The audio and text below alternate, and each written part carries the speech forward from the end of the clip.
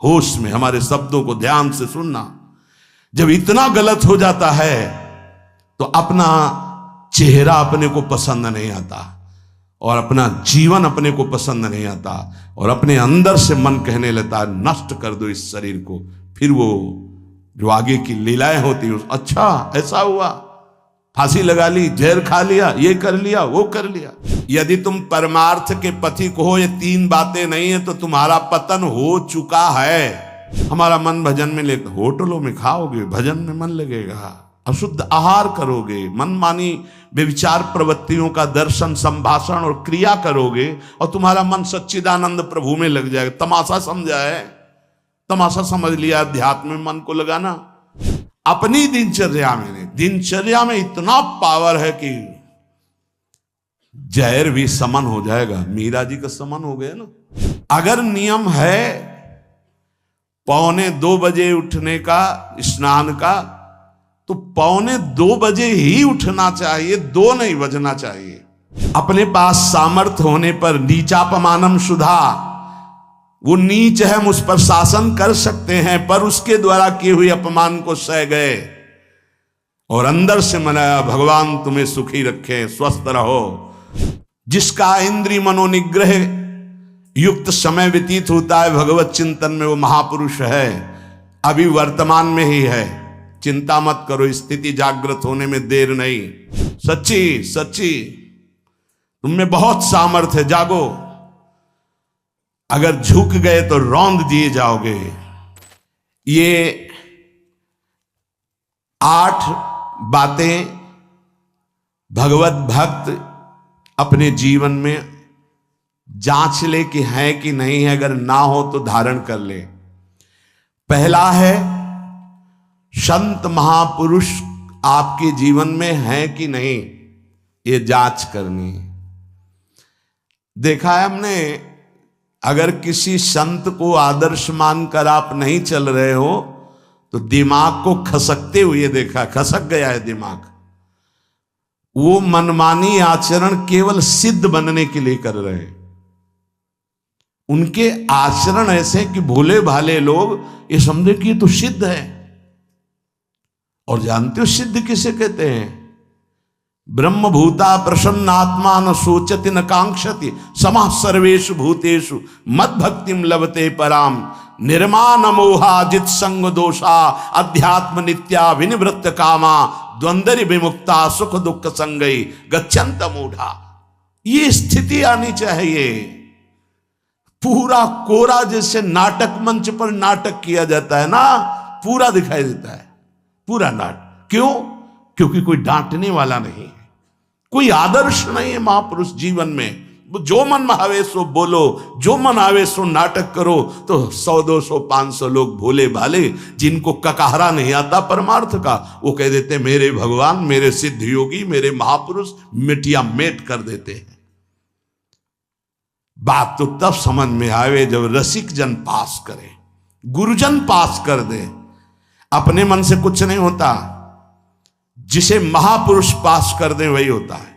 संत महापुरुष कहे ठीक चल रहे हो, ठीक है, या वो मौन स्वीकृति दे दे, ठीक है। अपने मन से सिद्ध बनने पर सिद्ध थोड़ी कोई हो जाता है। जीवन में तुम्हारे संत हैं कि नहीं, बस इतनी बात देखो।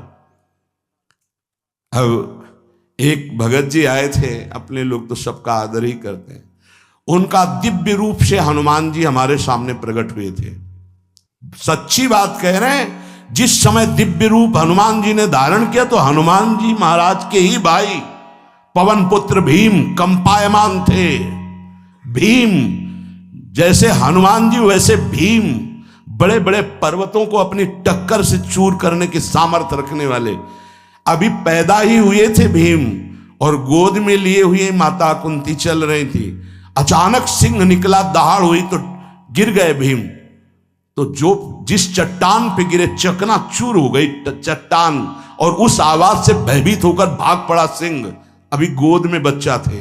वो भीम जिस समय प्रार्थना की कि भैया मैं तुम्हारा वो दिव्य रूप देखना चाहता हूं, तो उनका काहे को तुम व्यर्थ में ऐसा तुम नहीं देख पाओगे। तो उनका हमारी लालसा है आपका छोटा भाई हूं तो पट्टहास किया हनुमान जी का वो दिव्य रूप कि कंपायमान होकर कह रहे थे, हे वायुपुत्र, हे पवन पुत्र, तुम अपने रूप का संवरण करो, मेरी सामर्थ्य नहीं। और वो व्यक्ति ऐसे कह रहा, मैं दिव्य हनुमान। हम कह रहे पाखंड मत करो, ठीक से चलो तो ये सब भगवत स्वरूप अनुभव में आ जाएंगे। ठीक से चलो, बड़ा विचित्र स्वरूप है। जब तक जीवन में कोई संत नहीं तो हम ये देख रहे हैं कि वो जीवन या तो पाखंड में सकिल जाएगा और या तो व्यर्थ के चिंतन में फंसा हुआ अपने को मान लेगा कि मैं सिद्ध हूं। आपका शब्द, आपकी दृष्टि, आपकी चेष्टा, तस्मा शास्त्रम प्रमाणम ते, तब सिद्ध माना जाता है। बहुत सिद्धों के दर्शन हुए, गंगा किनारे सिद्धों का हमने कभी नहीं देखा ऐसा प्रमादी। सिद्ध प्रमादी नहीं होता। 95 वर्ष की आयु पूज्य स्वामी श्री ओंकारानंद सरस्वती जी महाराज 4 बजे एक अपने निज जन से कहते, वो स्वेटर पहना दीजिए। बोले स्वामी जी अभी तो धूप है। नहीं, अंदर अभी जाएंगे, चिंतन में विक्षेप होगा, हमारे पास समय नहीं, डाल दो शरीर में।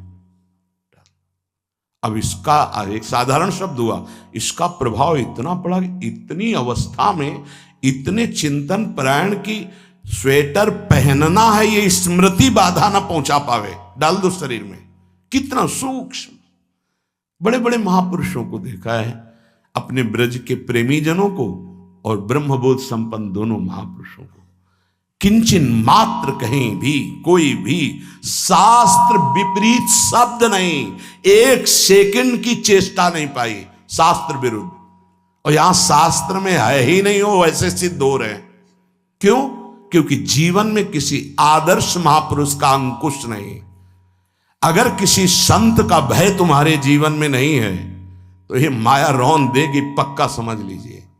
कोई महापुरुष तुम्हारे ऊपर अंकुश लगाने वाला हो तो इसीलिए जो देहाभिमानी जी होते भाग पड़ते हैं, क्योंकि उनकी सिद्धावस्था में वो बाधा पहुंचाएंगे।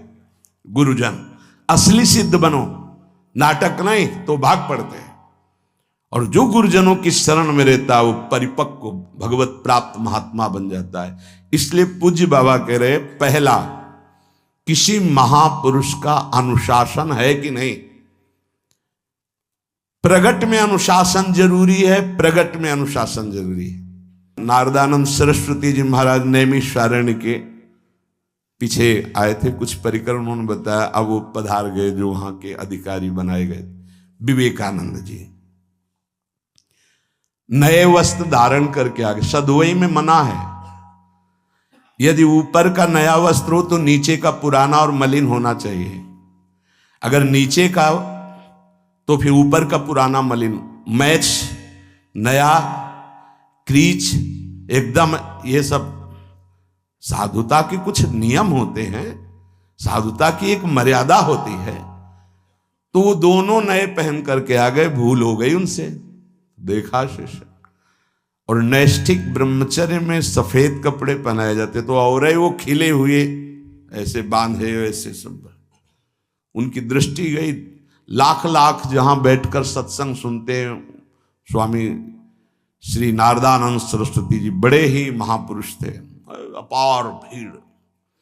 और सत्संग के बाद 1 घंटा सबको एकांत चिंतन करो। क्या वहां ब्रह्म ज्ञान का सत्संग होता था। प्रातःकालीन बेला पे जैसे अपने यहाँ सत्संग होता है, वहां थोड़ा विलंब होता था, 5:30 बजे।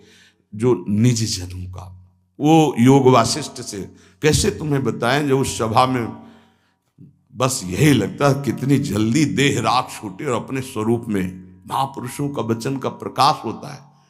एक सत्संग होता था सामूहिक सब लोगों को, एक होता था पर्सनल, जो दिव्य साधक हैं केवल वही बैठ सकते हैं, अन्य नहीं। ऐसे पूज्य बाबा के यहाँ भी एक होता था पर्सनल ज्ञान का और एक होता था सामूहिक प्रवचन। तो उस समय सामूहिक सत्संग चल रहा था, काफी सब समाज लाखों की थी। देखा दूर से, एक शिष्य से कहा गौशाला में जाओ, गोबर को गीला कर दो। उनसे कहा विवेकानंद गोबर की छवियां भर करके यहां खड़े हो सत्संग के पास। अब वहां नच हो नहीं सकता, और गीला गोबर तो जो 2 घंटा सत्संग हुआ पूरा टप टप ऐसे कपड़ों में, पूरी हालत बिगड़ गई। क्या था ये? संत शासन। अब दोबारा वो गलती नहीं होगी, समझाने की जरूरत नहीं, अब समझ गए कि हमसे गलती क्या हुई। संत शासन नहीं है तो ये मन बहुत विचित्र है, बहुत विचित्र है। इसीलिए पहला, जो भी परमार्थ का पति को, चाहे ज्ञान मार्ग का, योग मार्ग का, किसी योग मार्ग की लौकिक ऊंचाई पर पहुंचे हुए कि गुरुदेव आए और उन्होंने कहा कि किसी कारण से शिष्य बढ़ जाए और अपने गुरुदेव की अवहेलना करे तो उसकी गति क्या होगी? उनका दुर्गति। दुर्गति, दुर्गति के सिवा उसके आगे कोई शब्द नहीं है। गुरु को पीड़ा है और शिष्य परम पद में पहुंच जाएगा? नहीं नहीं, ऐसा नहीं हो सकता। अनुशासन अत्यंत आवश्यक है। किसी भी वैभव या लोक व्यवहार या लोक मान्यता बढ़ जाने पर अपने गुरु का अपमान, गुरु की अवहेलना, तो उसकी दुर्गति पक्की। देखो, ये मन है, ये इंद्रियां हैं, ये अहम है, ये केवल गुरुदेव से ही वश में आता है, दूसरी जगह नहीं आता। क्यों? क्योंकि दूसरी जगह उत्तर देने का अवसर है। दूसरी जगह हम नहीं मानते तुम्हारी बात, लेकिन वहां ना उत्तर है और ना नहीं मानते, केवल वहां मिटना ही मिटना है। अगर ऐसा उपासक है तो निश्चित परम पद का अधिकार। केवल मिटना कोई उपाय नहीं है, अहंकार के पोषण का कोई उपाय, केवल मिटाना है। रो लो, चिल्ला लो, जो तुम्हें करना है कर लो, आना तुम्हें इसी मार्ग में पड़ेगा, दूसरा कोई रास्ता नहीं। बलिहारी घेर करके नष्ट कर देते हैं हमारे मन की मनमानी को, हमारे अहंकार को। इसलिए जीवन में प्रगट में जिनके जीवन में संत हैं और वो स्वीकार करते हैं उनका अनुशासन, उन्हीं का जीवन प्रकाशित होता है, पक्का समझ लेना। दूसरा, भागवतिक मार्ग में चलने वाले उपासक को सांसारिक पुरुषों की मित्रता करके उनकी संगोष्ठी में नहीं बैठना चाहिए। इस बात को बहुत अच्छे से समझ लो। सांसारिक पुरुषों की जो वृत्तियां होती हैं उनमें बड़ा आकर्षण होता है भोगों का, प्रपंच का। जो साधक भ्रमणशील हैं, अगर वो गृहस्थों के यहां जाकर उनकी सैयाओं पर सोते हैं तो उनकी दुर्दशा क्या होती है चित्त की, वो खुद अनुभव करके देख ले। आज तो शास्त्रीय पद्धति को समझा ही नहीं जा रहा। जब बड़े बड़े सुभट गंगा किनारे त्याग, वैराग्य, ज्ञान के मिले ना, तो आगे का रास्ता खुलता चला गया। सांसारिक पुरुषों के समुदाय में बैठना था। वो तुम्हें भगवान कहेंगे, ईश्वर कहेंगे, अवतार कहेंगे, उनको कुछ ज्ञान नहीं। आप मान बैठेंगे अपने को भगवान, अपने को ईश्वर, अपने को अवतार मानेंगे, तो आप जो अवतार है ना, ईश्वर है ना, भगवान है, उनसे विमुख हो जाएंगे। यहां जो भी अवतरित हुए हैं भगवत पार्षद, वो सदैव दैन्य ही रहे हैं। आप देख लीजिए, उच्च कोटि के महापुरुष चाहे जितनी ऊंचाई पर चढ़े हों, सदैव भगवान की ही स्थापना की है। भगवान के नाम की, रूप की, लीला की, धाम की, भगवत महिमा की स्थापना की है, अपनी नहीं, अपने पार्थिव शरीर की नहीं। ध्यान रखना, जितने महापुरुष प्रकट हुए भगवान की स्थापना की। अगर हम संसारिक पुरुषों का संग करेंगे तो कई तरह से हानि हो जाएगी। सत्संग हो रहा है, बस इतने जो चाहो बैठ जाओ। हमारा पर्सनल एकांतिक केवल गुरुदेव से संबंध है और उनके द्वारा बताई हुई उपासना में हमारा समय व्यतीत होना चाहिए। कोई हमारा मित्र नहीं होना चाहिए, अलग से संगोष्ठी नहीं होनी चाहिए विषयी पुरुष की, सांसारिक पुरुष की। तीसरा, किसी भी अपनी निंदा करने वाले के प्रति कभी भी बुरा व्यवहार, बर्ताव नहीं करवाना चाहिए, क्योंकि भगवान प्रेरित करते हैं निंदा करा करके महान बनाने के लिए। ये शब्द याद कर लो। जब तुम्हारी निंदा होने लगे, प्रतिकूलता होने लगे, विपत्ति आने लगे, संकट सताने लगे, तो जान लेना कि तुम्हारी अध्यात्म की भूमिका उठने वाली है, पक्का। ये अध्यात्म की भूमिका उठना बहुत कठिन होता है। अध्यात्म का प्रवचन कर लेना बहुत सरल होता है, नहीं? हाँ, चमड़ी को चिकनी करके और अध्यात्म का प्रवचन करने में कोई कठिनता नहीं, लेकिन चमड़ी और दमड़ी का राग मिटा दे फिर अध्यात्म की तरफ चले, ये किसी फक्कड़ महात्मा का कृपा पात्र ही होगा जो फकीर होगा, जिसने विश्व की समस्त भोग वासनाओं को रौंद करके अपने स्वरूप में स्थित हो गया। ऐसे महात्मा के संग के बिना अध्यात्म का रंग नहीं चढ़ सकता, और देखने को मिल रहा है। जब तक हमें अध्यात्म का परिचय नहीं है तब तक कहीं भी हम राजी हो जाते हैं। अरे राजी होने को तो टाकीज के सामने देखो जाके, हजारों की भीड़ लगती, लाइन में खड़े होते हैं, पैसा देते हैं, और क्या देखने जाते हैं? झूठा तमाशा। उनको आप क्या कहोगे? ज्ञानी कहोगे? सत्संगी कहोगे? भीड़ का इकट्ठा हो जाना कोई अध्यात्म का चमत्कार नहीं होता। तो अध्यात्म का चमत्कार तो अंतर की वृत्ति का परिवर्तन हो जाना होता है। नहीं तो अगर एक नृत्य करने लगे ना तो हजारों उसको देखने खड़े हो जाते हैं। फिर 14 संगीत बज रहे हैं, फिर इसके बाद अगर हजारों ये बैठे मनोरंजन कर रहे हैं तो इनका कोई महत्व तो नहीं। अगर एक महात्मा कह देता है कि तुम वास्तविक भगवत मार्ग के पथिक हो तो धन्य हो गया जीवन, और 1 करोड़ लोग कह दें कि परमार्थ का पथिक है तो मान्यता नहीं मानी जाएगी। ये अध्यात्म है। अध्यात्म इसीलिए कह रहे हैं कि सांसारिक पुरुषों की संगोष्ठी में रति न करे। तीसरी, अपनी जब कोई निंदा करे तो उसका भला जरूर मना देना, बुरा मत मना देना, नहीं तो अध्यात्म छूट जाएगा। अपने पास सामर्थ्य होने पर नीचापमानम सुधा, वो नीच है, हम उस पर शासन कर सकते हैं, पर उसके द्वारा किए हुए अपमान को सह गए और अंदर से मनाया, भगवान तुम्हें सुखी रखे, स्वस्थ रहो, और कभी भी हम आपका विरोध नहीं करेंगे। जब अवसर मिले तब फिर हमारी निंदा करना, भगवान तुम्हें स्वस्थ रखे, तुम्हारा कभी अमंगल न हो।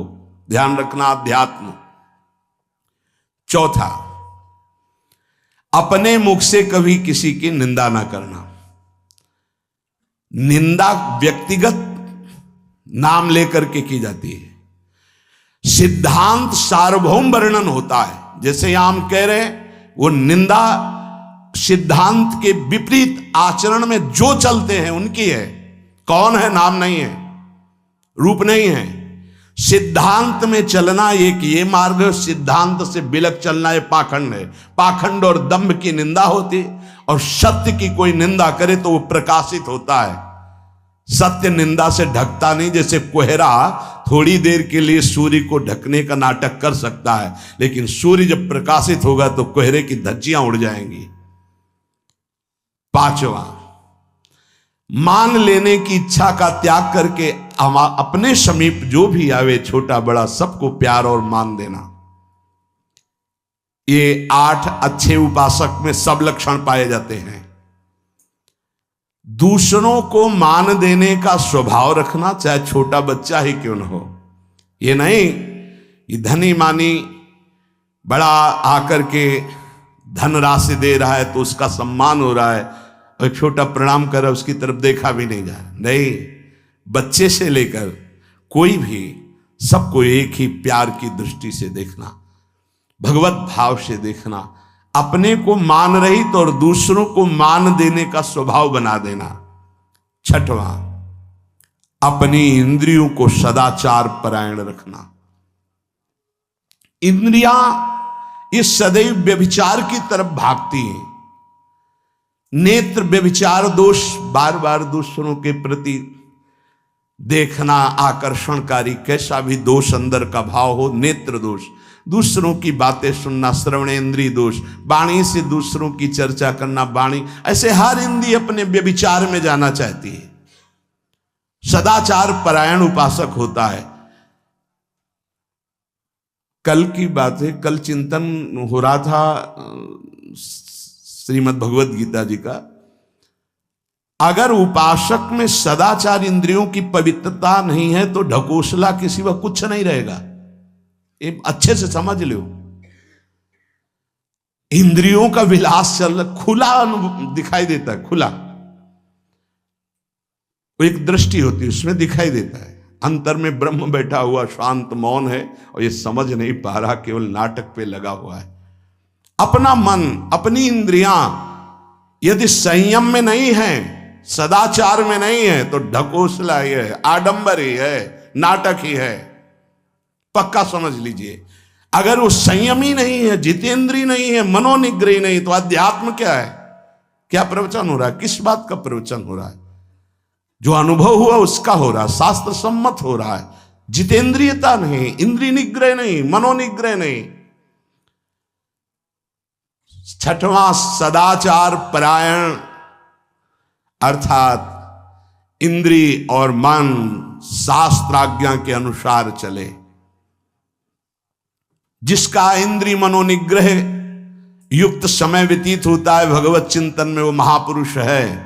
अभी वर्तमान में ही है, चिंता मत करो, स्थिति जागृत होने में देर नहीं।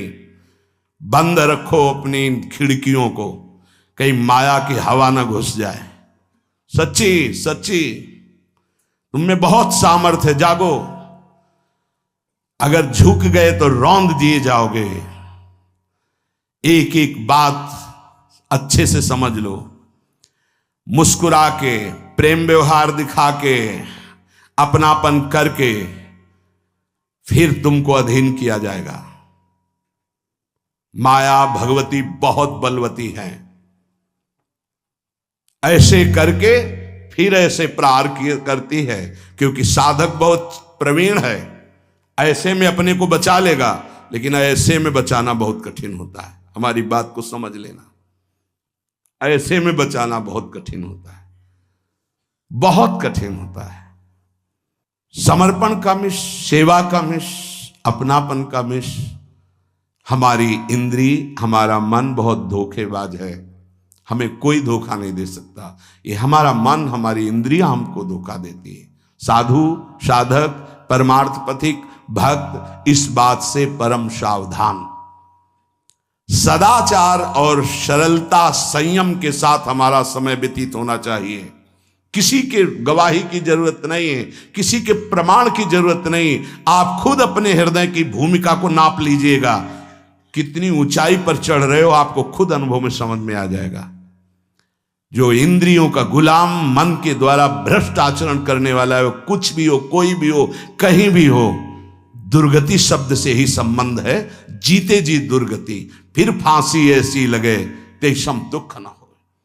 सच्ची मानना, जब गलत हो जाता है आचरण, तो अपना मन अपने को कहता है नष्ट कर दो, ये जीवन किस काम का। होश में हमारे शब्दों को ध्यान से सुनना। जब इतना गलत हो जाता है तो अपना चेहरा अपने को पसंद नहीं आता, और अपना जीवन अपने को पसंद नहीं आता, और अपने अंदर से मन कहने लगता है नष्ट कर दो इस शरीर को। फिर वो जो आगे की लीलाएं होती है, अच्छा ऐसा हुआ, फांसी लगा ली, जहर खा लिया, ये कर लिया, वो कर लिया। वो इन्हीं इंद्रिय और मन की फिसलन को नहीं सह पाया। अच्छा, किसी महापुरुष का शासन नहीं था, नहीं, उस चूक में भी बचत हो जाती है। एक बहुत बड़े महापुरुष के समीप रहने वाले से चूक हो गई, तो उन्होंने अपने आसन के पास आसन लगवाया। सब साधुकों ने कहा कि बहुत बदनामी होगी, क्योंकि आपका नाम आगे है और वो आपके आश्रित है, ऐसा है किसी महापुरुष के। उन्होंने कहा तुम क्या समझते हो, ये बाया है, चूक हो गई, अब इसको कभी चूक नहीं होगी ऐसा बना देंगे, कभी त्रुटि नहीं होगी, इसको ऐसा बना देंगे। और वो फिर ब्रह्मावर्त बिठूर में रहे, और बहुत अच्छे महात्मा हैं, अब भी हैं। अगर संत का शासन है और आपसे चूक भी हो जाती है, तो ऐसा बना देंगे कि दोबारा चूक नहीं होगी। पर इंद्रिय और मन को छूट देकर मनमानी आचरण करने वाला कभी साधक नहीं हो सकता, पक्का। और आप सच्ची मानना, आपकी एक बार इंद्रिय मन छूट हो गई तो जिंदगी भर दबे रहोगे, दहाड़ने लायक नहीं रहोगे। माया तुम्हारे को सदैव कोसती रहेगी, तुम्हारा हृदय जलता रहेगा। ऐसा कैसे हो गया, ऐसा कैसे हो गया। जब ऊंचाई की तरफ सोचोगे तो सामने वो, अगर प्रायश्चित करके मिटा दिया है तो बात है, नहीं तो वो कर्म सामने आ जाएगा। लगेगा नहीं हम इसी ऊंचाई लायक नहीं है, नहीं हम इस ऊंचाई लायक। आपसे प्रार्थना कर रहे, अगर चूक हो गई हो तो उसको मिटा दो, नहीं आगे बढ़ने में बाधा पहुंचा देगा। अपने गुरुजनों से सलाह करके उसका प्रायश्चित कर लेना चाहिए। अगर गुरुजन कर दे जाओ कुछ नहीं तो कुछ नहीं, खत्म खेल, वो निपटा देंगे, वो करुणामय है, उनमें बड़ी सामर्थ्य है। पर छठवां सूत्र, सदाचार संयम जितेंद्रियता मनोनिग्रह साधक में होना ही चाहिए।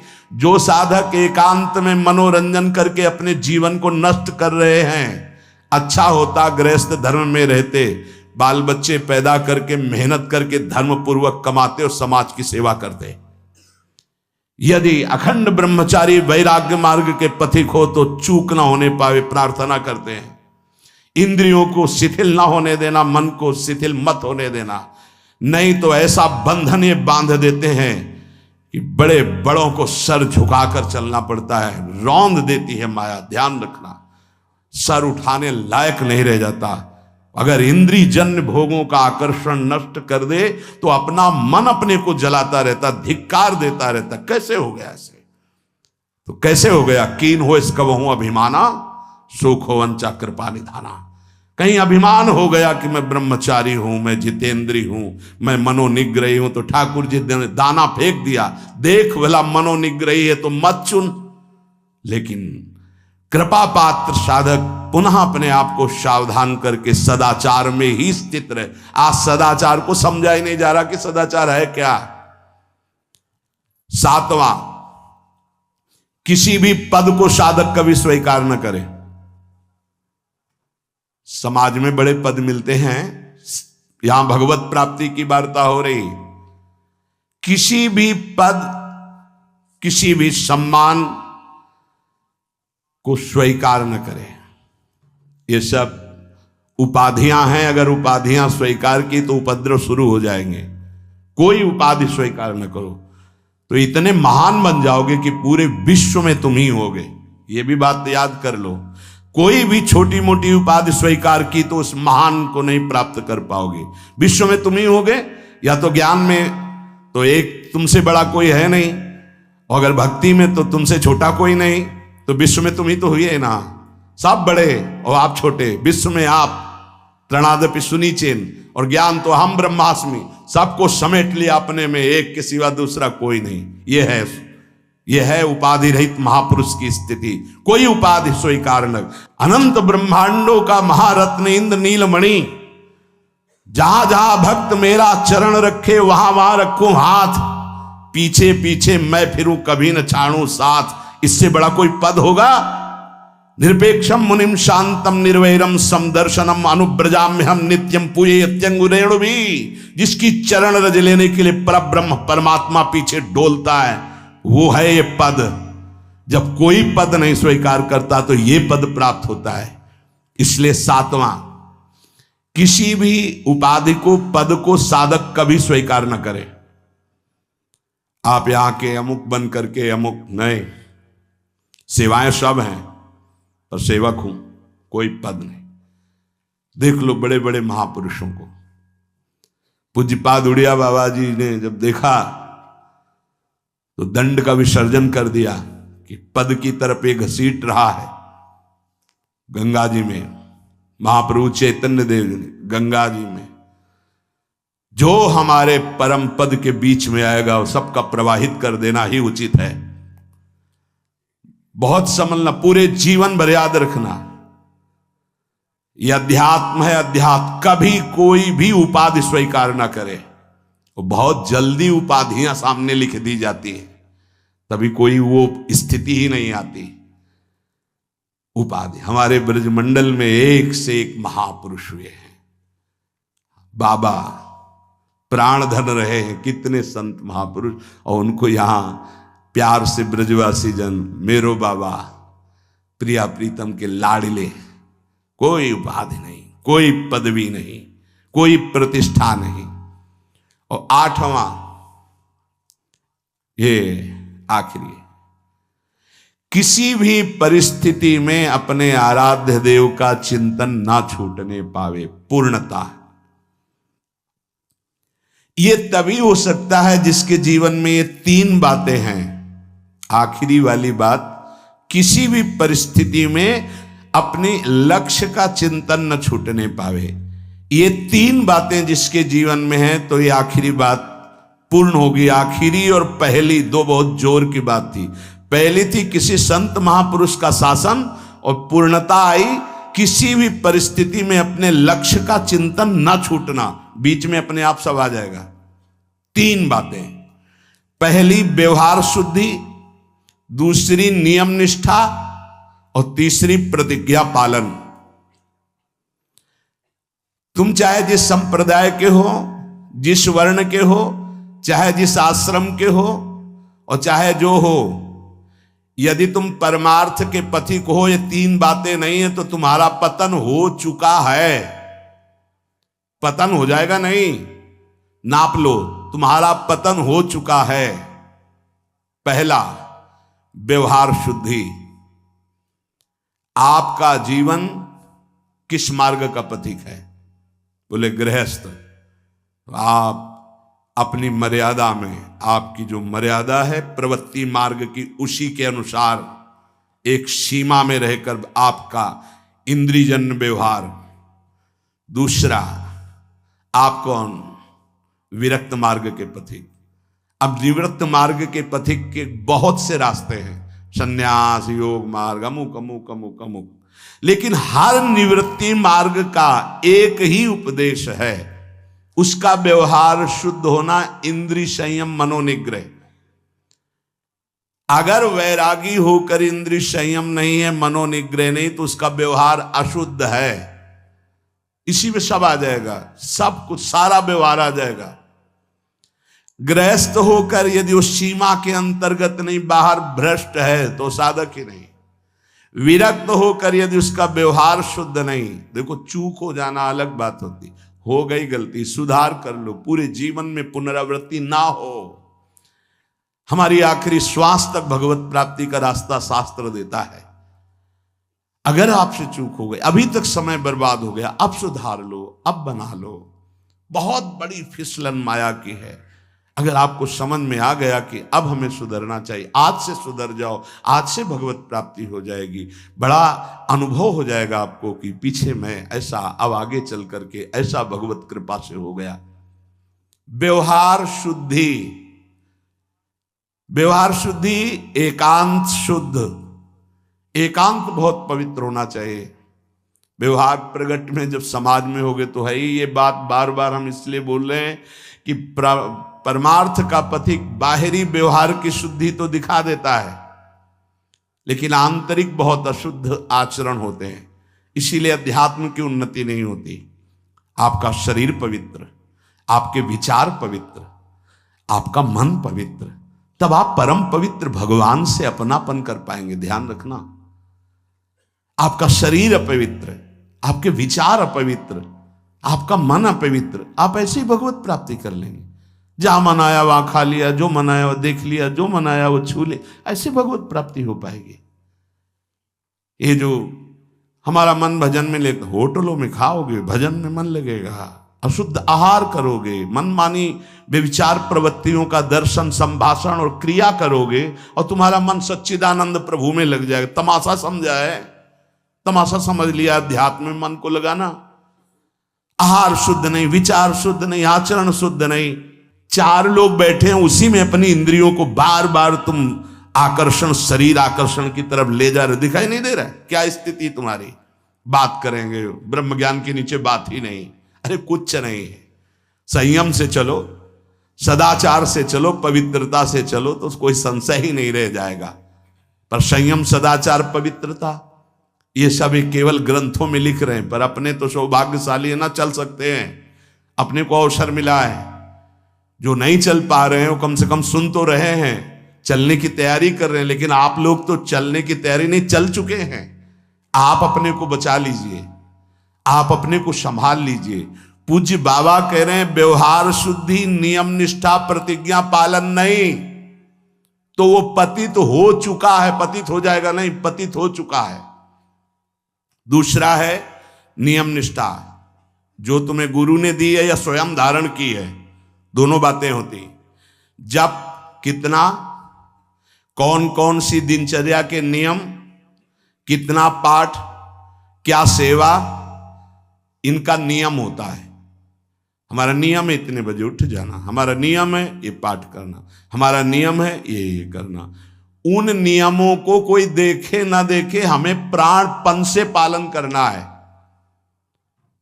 अपनी दिनचर्या में इतना पावर है कि जहर भी समन हो जाएगा। मीरा जी का समन हो गया ना, तो आप कहोगे वो तो मीरा जी थी, तो मीरा जी में क्या था?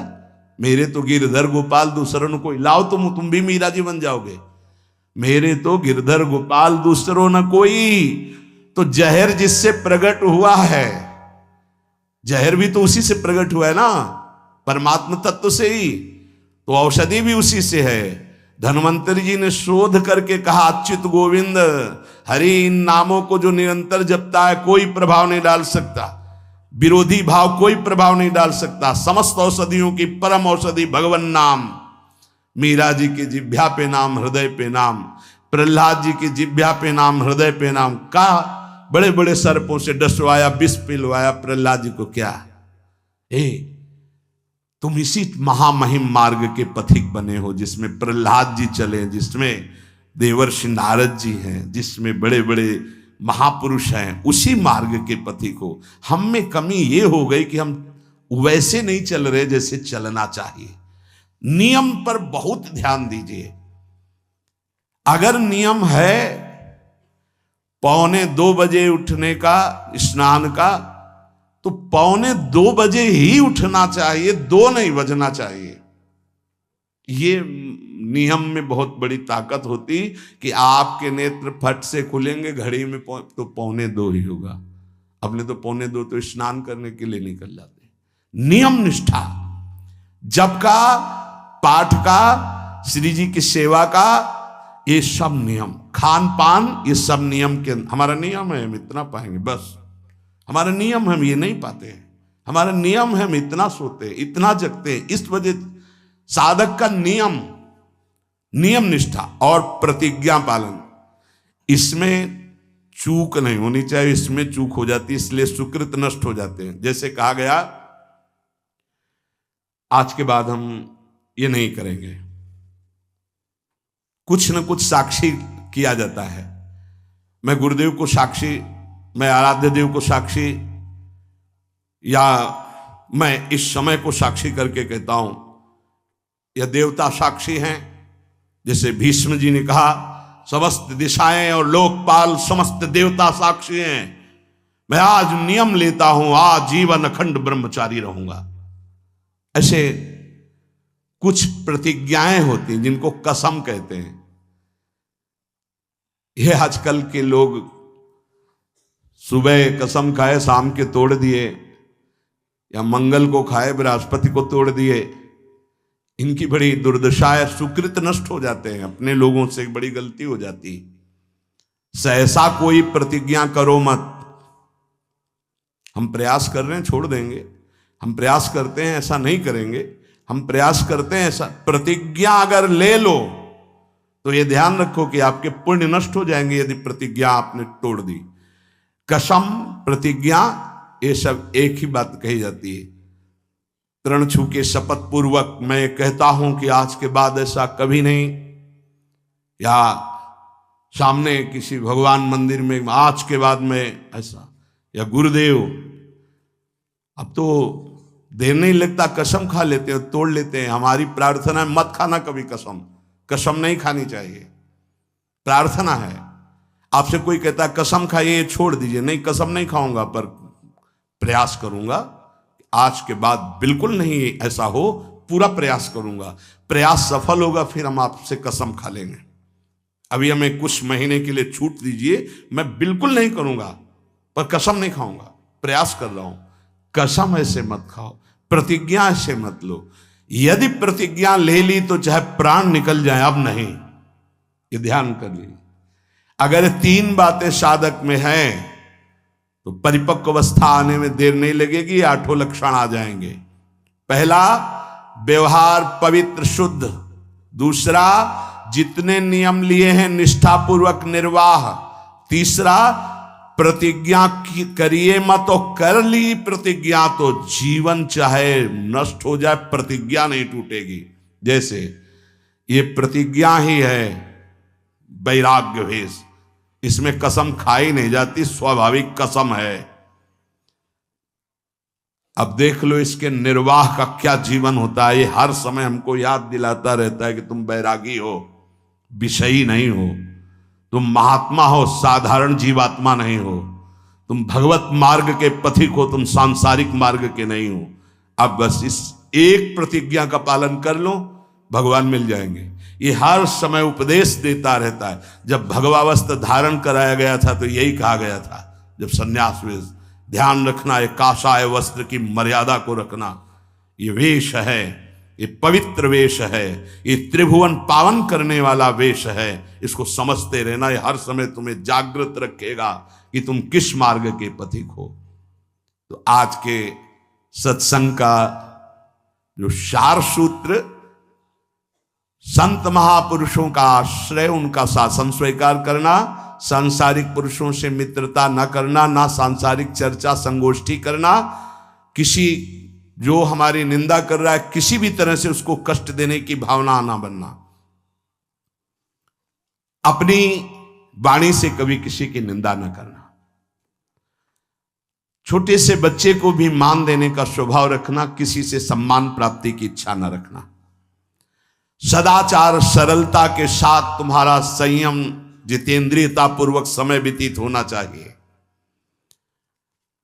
प्रतिष्ठा किसी भी तरह की पद उपाधि साधक जीवन में स्वीकार न करे। आखिर निरंतर अपने लक्ष्य का चिंतन करे। इसकी पूर्ति के लिए व्यवहार शुद्धि, नियम निष्ठा और प्रतिज्ञा पालन जीवन भर तीनों, अगर ये तीनों कहीं भी फिसल रहे तो तुम पतित हो चुके हो। तभी पतित हुआ पुरुष कभी प्रतिज्ञा का पालन नहीं कर पाता, पतित हुआ पुरुष कभी नियम निष्ठा में नहीं चल सकता, पक्की दिनचर्या नहीं हो सकती। उसकी व्यवहार शुद्धि कैसे कही जाए जब पतित हो गए। देखो, और पतित को भी पावन करने का रास्ता है भगवान की शरण।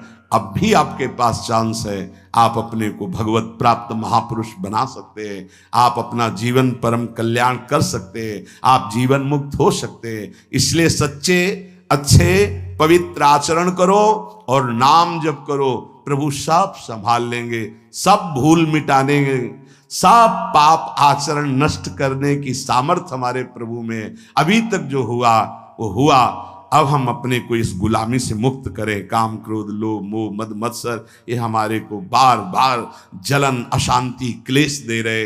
अब हरि शरणम परमानंद का मार्ग हम